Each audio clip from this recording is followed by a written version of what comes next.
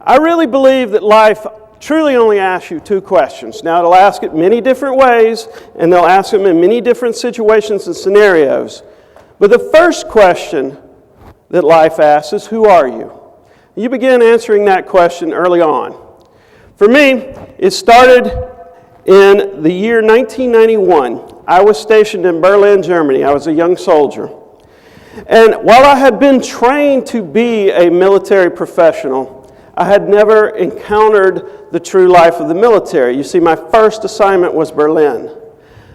I remember the day well. Everything was going great. It was after the Cold War. The Berlin Wall had fallen. Reagan had essentially ended the Cold War, and Germany particularly was in a state of reunification. And it was jubilance all around until August 19th. I see some of you have the same hairline as I do. So do you remember what happened back then? Communists seized Moscow. You see, they were a little disappointed that their way of life was being replaced.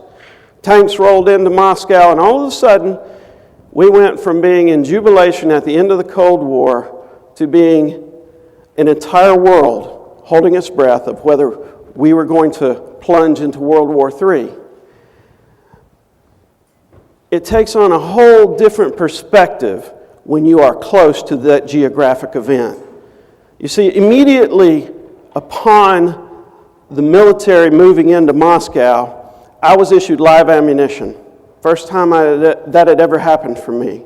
I was put on a gate guard and I was told, you will shoot to kill anyone who does not have the appropriate authorization to be here.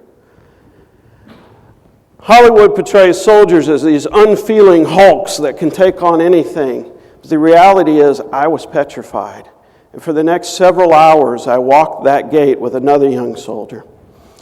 A sergeant major at the unit came on to check on us a few hours into it. He came up and he could tell I was shaking a little bit and I had my rifle. And he says, "Private Hurd, you look a little nervous." I said, "Sergeant Major, your perception of the obvious is as astute as always." He said, "What seems to be the issue?" I said, "Sergeant Major, I really don't want to go to war." He stopped for a moment, he paused. He said, "You know, Private Hurd, what you want's not relevant. What our leadership and the world's leadership has chosen is what's at hand."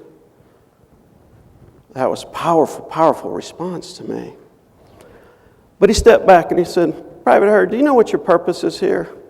Well, having felt a little bit bested by the previous question, I said, "Well, yes, I'm here to guard the gate." He chuckled with that kind of wisdom that only a veteran military non-commissioned officer can have. And he said, "No." He said, "That's your task. Your purpose here is to defend the United States against all those that would see our liberty stolen from us." Those are the most powerful words I've ever heard in my life, even to today. You see, I went from being a young soldier walking a gate to being a person who had taken the safety of the United States as their personal responsibility. And it made me understand there's a tremendous difference in this world between task and purpose. So I always try to make sure that everything I'm going to trade a day or even a minute of my life for is worth it and is in accordance with my purpose.